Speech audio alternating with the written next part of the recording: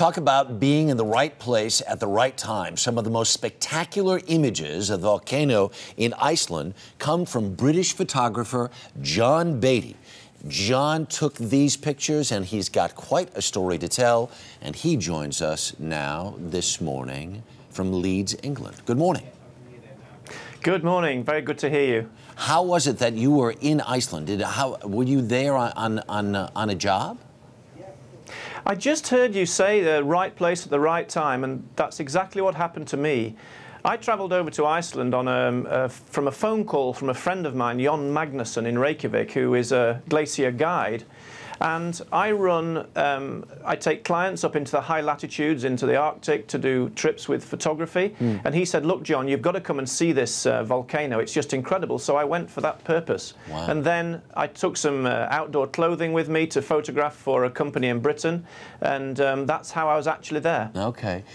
These pictures, how, as extensively as you have traveled, seeing what you saw, how surprised were you? Well, Harry, I have been all over the world to some of the most spectacular things that nature can do in the raw. And I've travelled through the Grand Canyon on the water, I've crossed oceans and deserts and ice caps.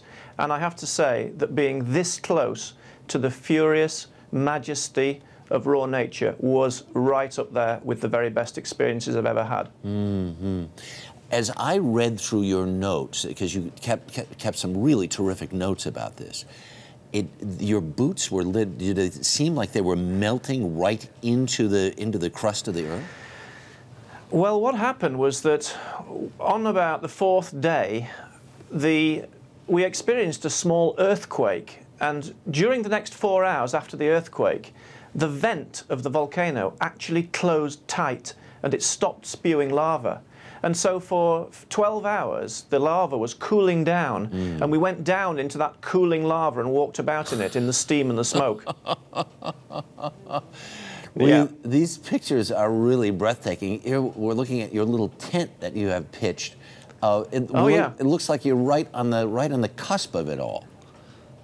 We were on a good vantage point, but we were there for safety, you know, because some of the explosions and the fountains of lava were throwing out bombs of hot rock, and we had to keep out of that zone. But the reason the tent was there was as a windbreak for like a little base camp, because of course we're on top of a glacier, and it's several degrees below zero and a strong wind blowing.